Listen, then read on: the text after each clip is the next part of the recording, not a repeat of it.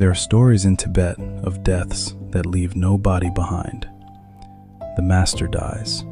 The students wrap the body, seal it in a small room, and close the door. 7 days later, they open it, and by their account, the body is almost gone. No ordinary funeral, nothing to burn, almost nothing to bury. Only hair, fingernails, and the robes of someone who had been sitting there a week before.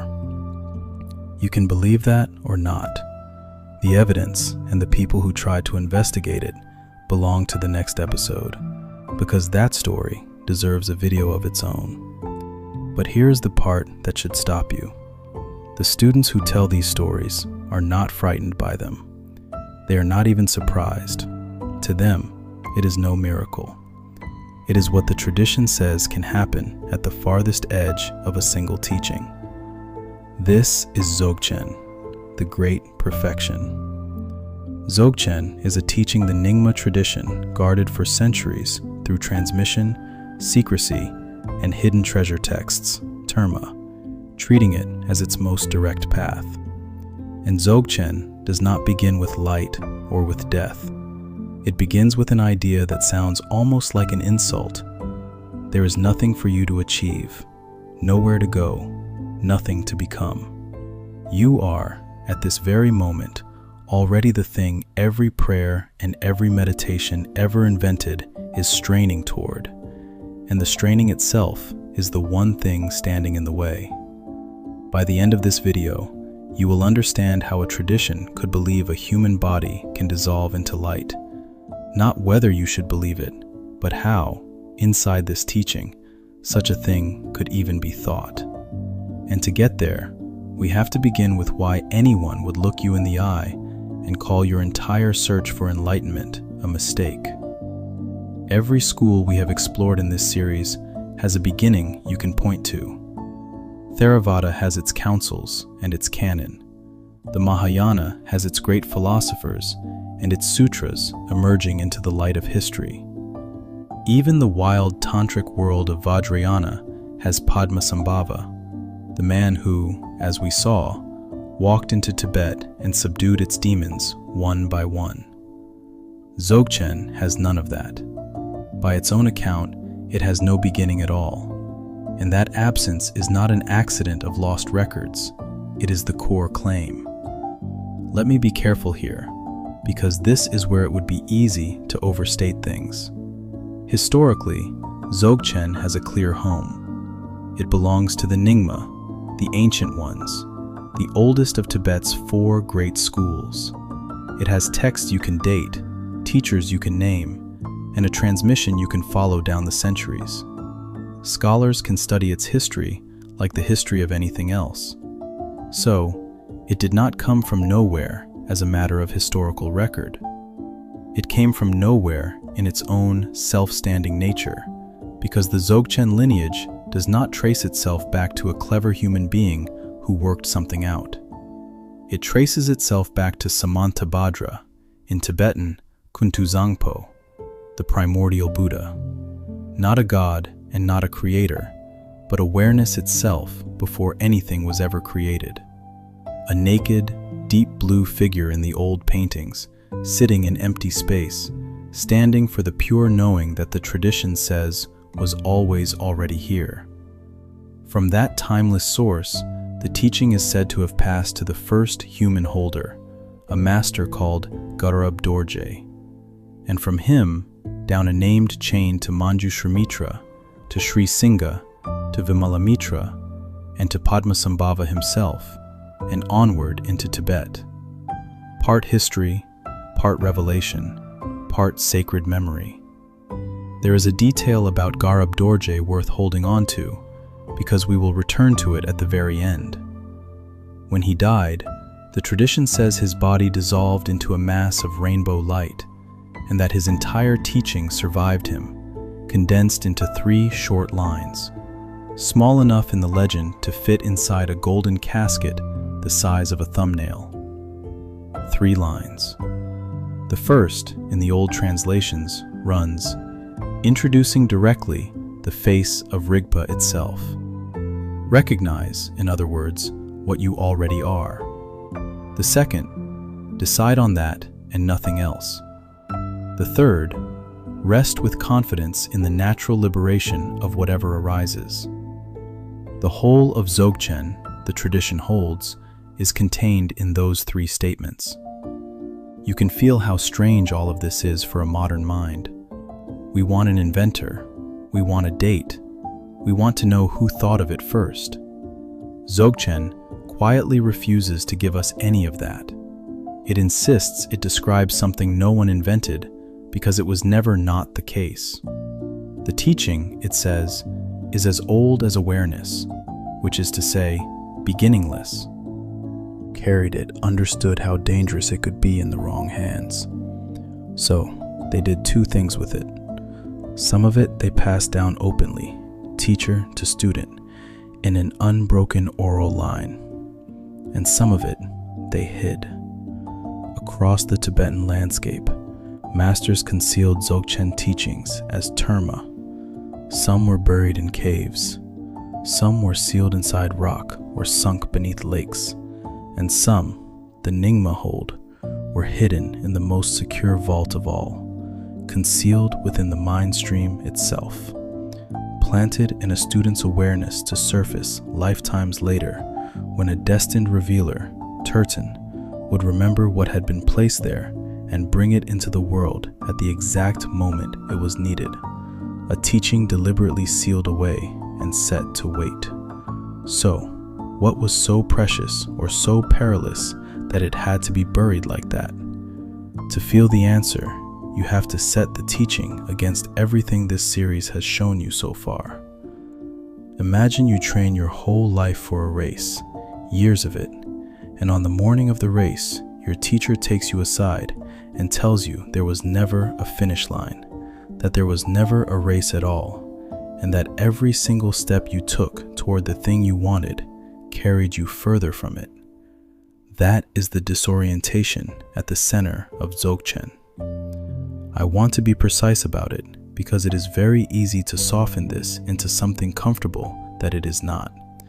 The tradition draws a line between two things: the ordinary mind, the busy, grasping, commenting surface of you, the voice narrating right now, the part that plans, worries, judges, remembers, and wants, the endless weather of thought.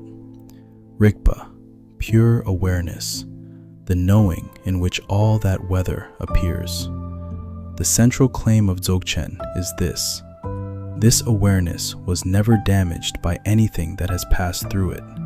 No thought ever scratched it, no grief ever stained it. It has not improved across your years of effort, and it did not diminish in your worst hour.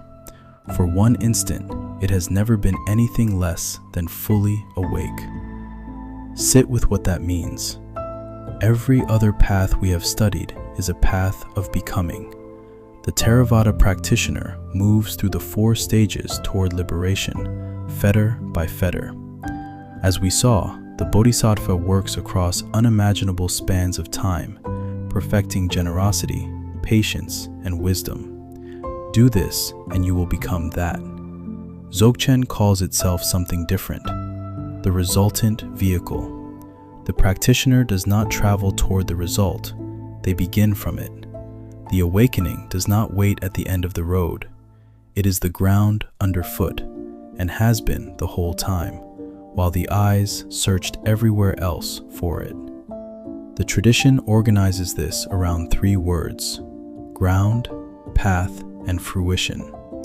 The ground is the hardest to speak about, so the texts describe it through 3 qualities at once: empty in essence, not a thing, not a soul, not a hidden object lodged somewhere inside you; luminous in nature, aware, knowing, never blank, and responsive in its energy, endlessly giving rise to experience. It is closer to the open condition that allows anything to appear at all, rather than any object that could be found. The path, then, is not a journey toward that ground.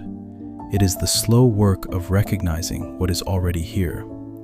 The fruition is that recognition grown stable and unbroken. Notice the shape of it. The beginning and the end are the same. The whole path is simply the distance between not noticing and noticing.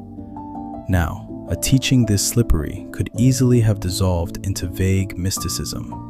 A few beautiful phrases, nothing you could hold. That it did not is largely the work of one man. In the 14th century, a master named Longchenpa gathered the scattered Dzogchen teachings and gave them a structure that has held for 700 years. And he did not write from a comfortable seat of authority. He had held high monastic positions and walked away from them, withdrawing into the mountains as a hermit, a poet, and a philosopher, trying to give language to a teaching whose whole point was that language was the problem. Much of his greatest work was composed in retreat at a place called Gangri Tögal, the White Skull Snow Mountain, where he eventually died. His name means something close to the vast expanse of space. Where others had left luminous fragments, Longchenpa built the architecture, and much of what any teacher says about Dzogchen today still runs through him. The same flattening happened when both traditions reached the West. The radical claim got smoothed into a slogan. Be present. You are enough. Let go. The most demanding teachings either tradition produced became background music for a culture that wanted to relax. And most people who repeat the slogans have no idea what they were carved out of. So, we understand the claim now, but understanding a teaching is a different thing from practicing it. And when we turn to how Dzogchen is actually practiced, we reach the part the tradition spent centuries refusing to separate from direct transmission. There are two core practices in Dzogchen. One of them is a kind of radical simplicity, the bare minimum a mind can do. The other works with light and darkness until the tradition claims the line between your awareness and the world in front of you begins to give way. And everything in this final stretch hangs on one question. How does any of this end in a body that dissolves into light? The first practice is called Trekchö. The word means something close to cutting through rigidity, cutting through the solidity of thought. We move through our lives treating our thoughts as massively, urgently solid. This worry, that story about ourselves, this identity we are defending. In the language of the tradition, Trekchö is not about improving those thoughts or stilling them. It is about seeing straight through their apparent solidity, before the mind can build a self out of them, to the open awareness underneath, where each thought releases itself the way a line drawn on water releases itself the instant it is drawn. It sounds like the easiest thing in the world. It is closer to the hardest. And for our question, it does one essential thing. It establishes directly in experience that awareness was never actually trapped by any of it. The cage was always open. The second practice is where Dzogchen becomes something few traditions on earth can match. It is called Tögal, direct crossing, or the leap over. I am going to describe what it points toward, and I am deliberately not going to give you instructions because the tradition itself does not. Tögal is undertaken only after long stability in Trekchö, only under a qualified master, and historically, it was never taught openly at all. There is a reason for that, and we will come to it. Tögal works with light. Traditional descriptions mention dark retreats, the open sky, and appearances of luminosity, points, spheres, and linked chains of light. But those details belong to a transmission context under a master and not to casual experiment. The heart of the practice is the recognition that these appearances are not arriving from somewhere outside. They arise from awareness itself. The light seen and the awareness seeing it are revealed as one thing. Through Tögal, the tradition describes a progression of visions that grow and intensify and finally exhaust themselves, culminating in what the texts call the exhaustion of phenomena into reality. The last veil between awareness and appearance wears completely through. There is no longer a watcher here and a world out there. Only luminous awareness with nothing left over. Now, the secrecy, because this is the moment to address it honestly. These teachings were hidden and restricted, and it would be easy to read that as mystery for its own sake, or as a way of keeping power in the hands of a few. The tradition's own explanation is simpler and more sober. It holds that these practices can destabilize a person who is not prepared. To work directly with the raw material of awareness and perception, without the ground of Trekchö and the guidance of someone who has crossed the territory, is to risk real harm. The secrecy was protection. You can see now what was being protected and from what. And this brings us to the edge of the whole teaching. Follow the logic all the way down. If awareness and appearance were never two separate things, if even the solid-seeming world arises as nothing other than the clarity of mind, then the body is not exempt from that. The body too is appearance. The body too arises within awareness. So, what happens to a body when the person inhabiting it has fully, finally, recognized that nothing was ever separate from awareness at all? That is the question we started with. A sealed room, a closed door, and a body that would not stay. It has a name, the rainbow body, Jalu. His writings circle one paradox again and again. The ground is already perfectly pure, and yet beings wander endlessly for no other reason than that they fail to recognize it. The whole tragedy in his telling is a case of mistaken identity, looking everywhere for what is doing the looking. This is where the teaching stops being abstract, even for someone who never sets foot in a retreat hut. Most of us, when we think of spiritual progress, think of reaching better states, a calmer mind, a more peaceful day. And those states are real, but they arrive and then they pass, the way all moods pass. Dzogchen points somewhere else entirely. It points at the awareness that is equally present in the calm and in the storm. The knowing that does not improve when you feel good and does not diminish when you feel terrible. The argument is that chasing better states keeps you on the surface, rearranging the weather, while the sky you are actually looking for has been holding all of it the whole time. And I want to stop here and name something directly, because this is where Dzogchen gets badly misunderstood. You are already perfect. There is nothing to achieve. You have heard versions of that on 1,000 calming videos. It has become a kind of spiritual wallpaper, soothing, flattering, easy. That is not what this is. This is not the warm reassurance that you are fine as you are. It is a far more disorienting claim that the self who would like to be reassured is part of the very weather we are talking about, and that the thing Dzogchen points to is not a better version of you at all. It is closer to the bottom dropping out. People who encounter it directly more often describe vertigo than comfort. Keep that difference in mind, because the tradition guarded these teachings precisely so they would not be flattened into something pleasant. This is also why the tradition warns that the teaching is dangerous when it is heard too early. The ego hears nothing to achieve and relaxes into laziness. Despair hears it and decides that effort was always pointless. Pride hears it and quietly crowns itself enlightened. The tradition means none of those things. It is pointing at something underneath the one who would be lazy, hopeless, or proud. And that is exactly the recognition no slogan can hand you. In Tibet, as it turns out, was not the only place to arrive at this particular edge. On the far side of the Himalayas in China and later in Japan, another tradition had been circling the same insight for centuries. We have explored it on this channel before, Zen.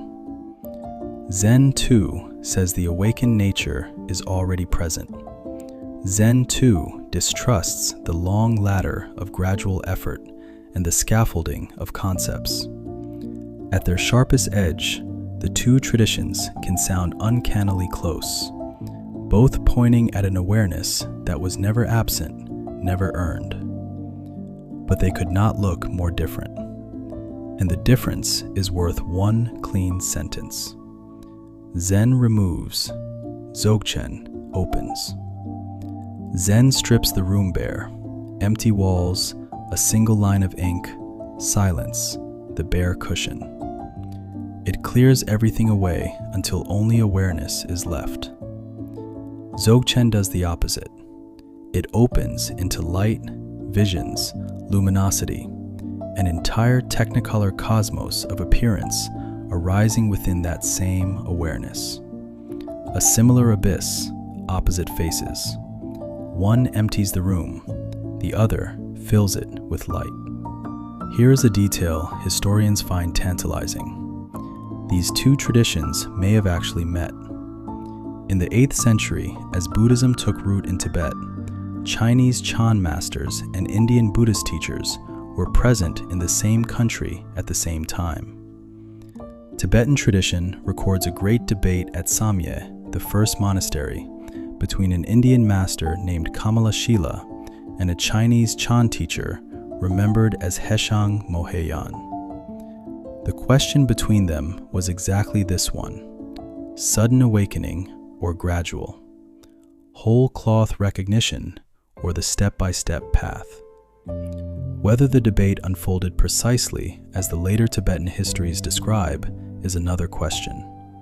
The records are not simple, and historians treat the tidy version with caution. But the memory of it matters, because Tibet remembered itself standing at a fork between sudden recognition and gradual cultivation.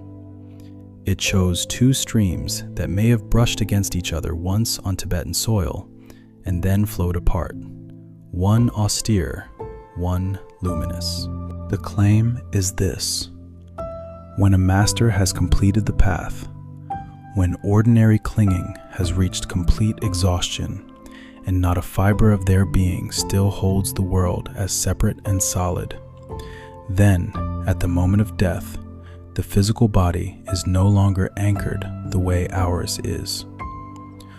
Over the days that follow, the elements that make up the body are said to dissolve back into their essential nature, understood as light. The flesh recedes, the body grows smaller, and what remains in the accounts is only hair and nails, the parts considered impure, the parts left behind.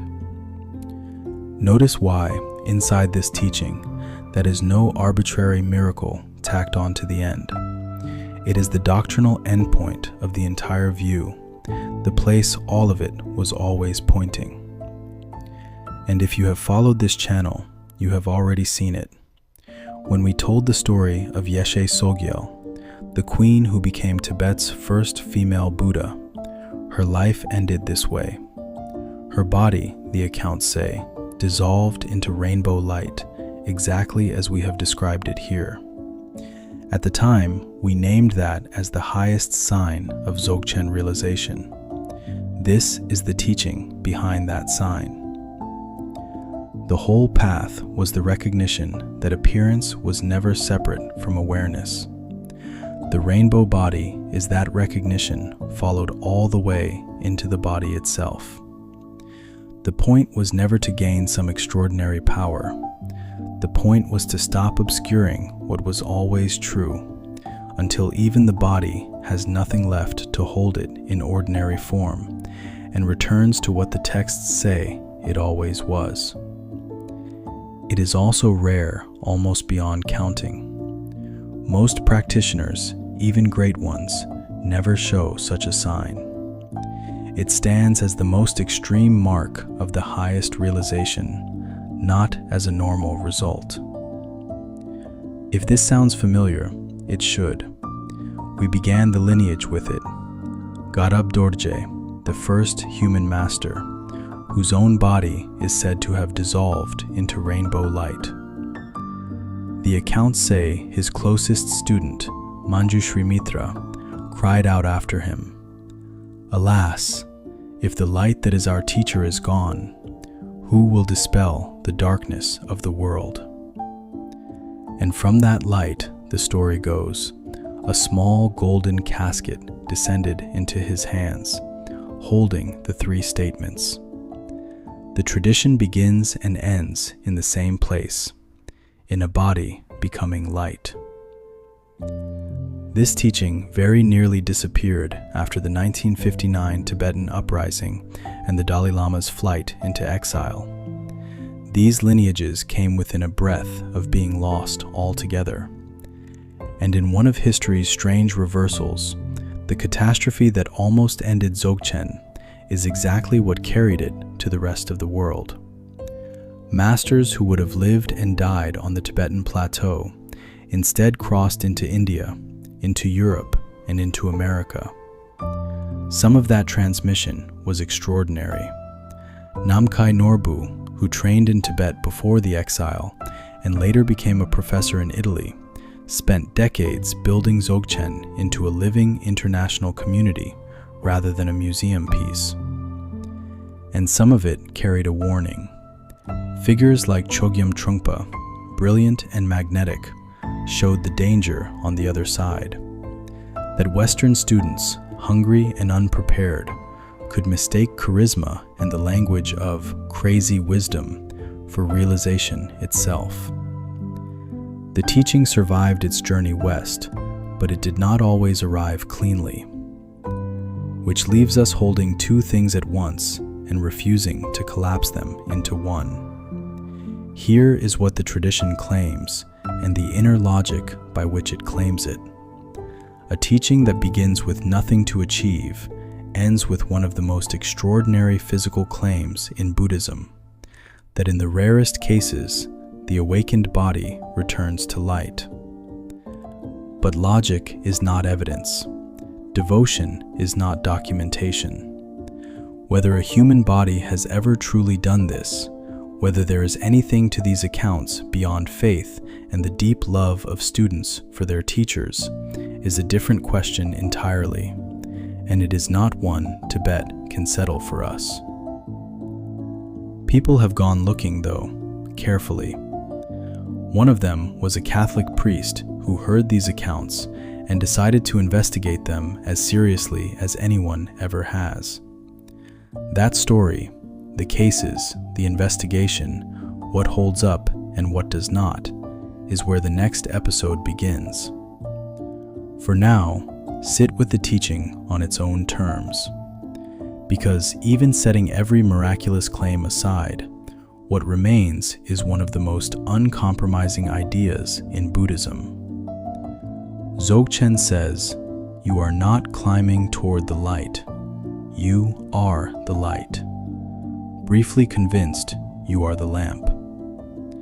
And for a rare few, the tradition claims, the moment that mistake finally ends, even the lamp has nothing left to hold. If you want teachings like this one taken seriously, without being swallowed whole, explored with care, neither sold nor dismissed, stay with this channel. The investigation into the rainbow body itself and the priest who crossed the world to examine it is coming next. Until then,